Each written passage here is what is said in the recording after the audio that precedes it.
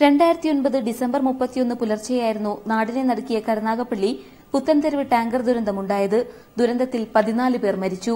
രക്ഷാപ്രവർത്തനം നടത്തുന്നതിനിടെ കുറച്ചകലെ പാർക്ക് ചെയ്തിരുന്ന police jeep start ചെയ്തതിനെ തുടർന്നുണ്ടായ തീപിടുത്തത്തിലാണ് 2 പോലീസുകാർ ഉൾപ്പെടെയുള്ളവർ മരിച്ചത്. സ്വന്തം ജീവൻ അവഗണിച്ച് രക്ഷാപ്രവർത്തനം നടത്തിയ ചവറ പോലീസ് സ്റ്റേഷനിലെ പോലീസുകാരനായ പ്രദീപ് കുമാറിന്റെ കുടുംബം ഇന്ന് ജപ്തി ഭീഷണി നേരിടുകയാണ്. പ്രദീപിന്റെ മരണത്തെ തുടർന്ന് ലഭിച്ച നഷ്ടപരിഹാരം ആദ്യ ഭാര്യയിലെ മക്കൾക്കും കുടുംബത്തിനും വീതിച്ചു നൽകിയതിലൂടെ രണ്ടാം ഭാര്യ ഗീതയ്ക്കും മക്കൾക്കും ലഭിച്ചത് 3.5 ലക്ഷം രൂപയായിരുന്നു. ജീവിതമാർഗത്തിനായി ഇതിനിടെ വ്യാപാര സ്ഥാപനം തുടങ്ങാൻ കെഎസ്എഫ്ഇയിൽ നിന്ന് ലോണും എടുത്തു. ഇതിപ്പോൾ 14 ലക്ഷം രൂപയായി.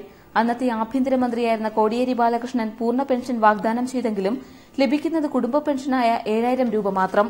ഗീതയുടെ പെൺമക്കളിൽ മൂത്തയാൾക്ക് അഖിലേന്ത്യാ എൻട്രൻസിലൂടെ ഡൽഹിയിൽ എംബിബിഎസിന് പ്രവേശനം ലഭിച്ചു.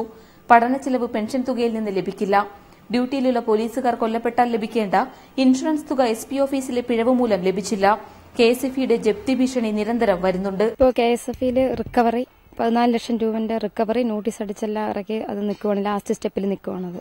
പിന്നെ മക്കളുടെ പഠിത്ത ചെലവ്, മൂത്ത മോൾ എംബിബിഎസിന് പഠിക്കുന്നതിന്റെ ബാധ്യത, അതാണ് ഏറ്റവും വലിയ ഇപ്പോഴത്തെ ബാധ്യതയായിട്ട് പ്രതിസന്ധിയായിട്ട് നിൽക്കുന്നത്. ഓൺ ഡ്യൂട്ടി ഇനത്തിൽ ലഭിക്കേണ്ട ഇൻഷുറൻസ് തുക ലഭിച്ചാൽ ആ പണമെങ്കിലും അടച്ച് ജപ്തി ഭീഷണി ഒഴിവാക്കാമെന്ന ചിന്തയിലാണ് ഈ കുടുംബം. പാർവതി സത്യദേവൻ, കൊല്ലം, ഇന്ത്യ വിഷൻ.